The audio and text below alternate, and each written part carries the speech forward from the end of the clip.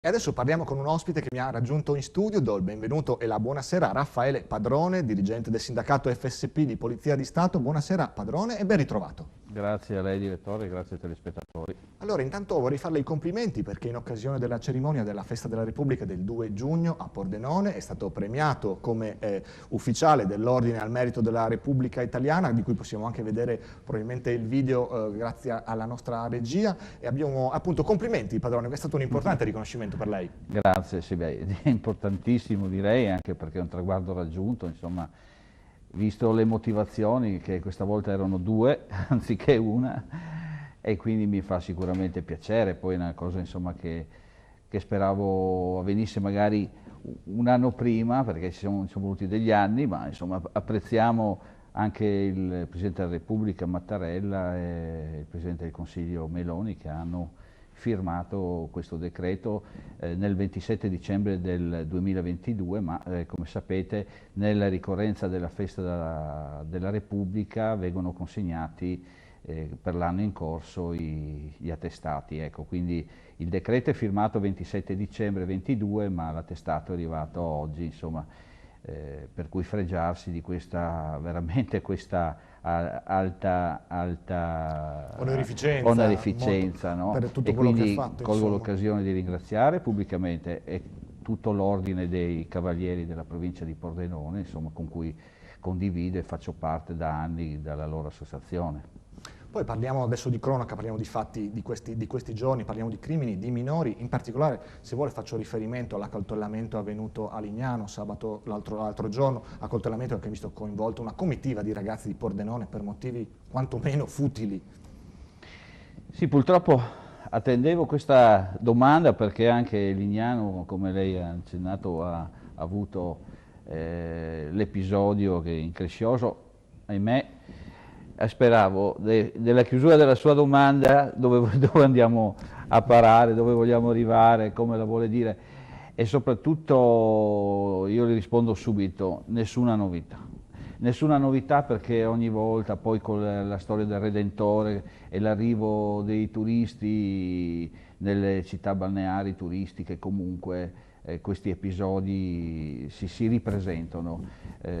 Qua c'è da dire una cosa sola: qua non c'entra il numero di agenti, il commissariato l'abbiamo visto aperto, qua ne poco interessa se c'è il numero di agenti necessario per controllare la strada. Qua c'entra innanzitutto l'educazione, perché vediamo la nazionalità dei minori che si sono avventati contro i pordenonesi e soprattutto i futuri motivi, cioè per rubare una pizza a dei ragazzini coetanei. Certo. Il problema è che questi, per loro indole, in tasca girano fortunatamente solo ahimè, solo, dobbiamo dire, 2 volte con un coltello.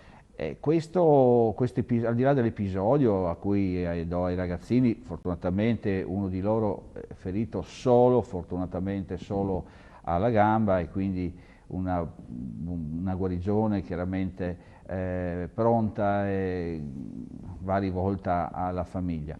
Il problema è dove vogliamo arrivare, cioè qua torniamo a dire che se la politica non prende in mano questa situazione dei reati, perché qua le leggi invece di migliorare peggiorano, no? Adesso c'è la polemica della riforma Cartabia che noi dell'FSP Polizia stiamo facendo convegni giornalmente, posso dire, se non su questa riforma Cartabia, no? che avrebbe dovuto velocizzare i processi, ma al dentro di queste continua a legare le mani alle forze dell'ordine, perché se invece di dare libertà a queste persone che commettono determinati reati, noi non siamo in grado di rispondere a queste leggi, è finita.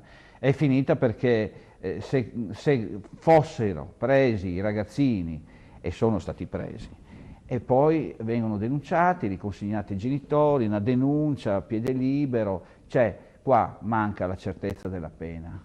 Anche perché non sono così giovani. Sì. Comunque una certa sviluppo a 16 anni Certo. ce l'hai, capisci quanto è il Ma valore anche, della vita arriviamo umana. anche a 17, Arriviamo anche a quindi 17, voglio certo. dire, l'educazione familiare, l'educazione scolastica vanno sommate. Il problema è, vediamo le origini di queste persone, che famiglie hanno dietro e da dove vengono, perché i nostri ragazzini difficilmente quando vengono fermati troviamo in tasca coltelli a scatto o armi contundenti, quindi c'è poco da dire. Se la politica, perché dico la politica? Perché dico il governo, non prende in mano la giustizia e comincia a emanare leggi punitive ma con certezza della pena, non andiamo da nessuna parte. Saranno episodi che si ripetono, li abbiamo visti a Pordenone poco tempo fa.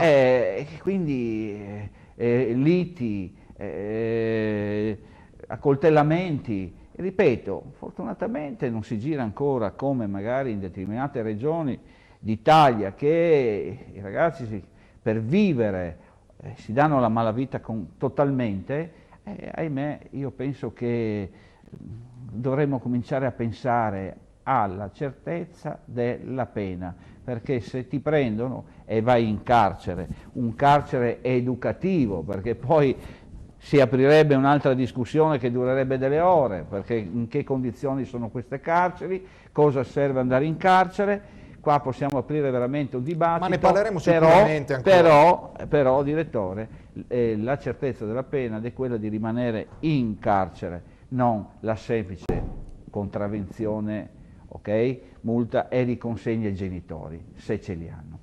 Grazie Raffaele Padrone per il suo Grazie intervento e ancora complimenti per il riconoscimento. Grazie ancora, grazie a tutti. Comminato E quelli in che ci occasione del seguono, 2 giugno. ecco, e quelli che mi seguono faccio i ringraziamenti perché su Facebook poi hanno in migliaia hanno risposto. Grazie ancora Complimenti a tutti. ancora Padrone. Grazie. Noi proseguiamo col telegiornale. Malore fatale per un cinquantenne trovato privo di sensi verso le 5 di questa mattina a Trieste in via Bartolomeo da Alviano. Una persona lo ha notato a bordo strada e ha chiamato i soccorsi.